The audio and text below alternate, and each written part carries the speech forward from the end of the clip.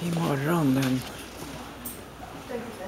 21 idag, och jag filmar bara lite här i receptionen på vårt hotell.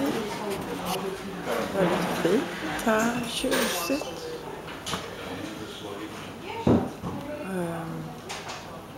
Kristallkronor i taken. Vi ska nu ut och försöka hitta till Hyde Park där det ska vara salut, eftersom det är drottningens födelsedag idag. Sånt får man inte missa såklart när man är i England.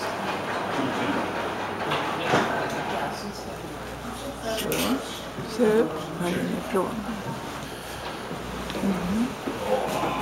Receptionsdisk.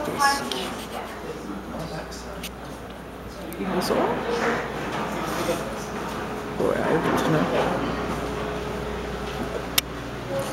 Ut i solen går vi nu.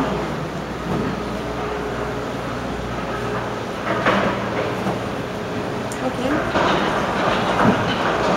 Så jag vänder mig om. Ta en bild. Ja.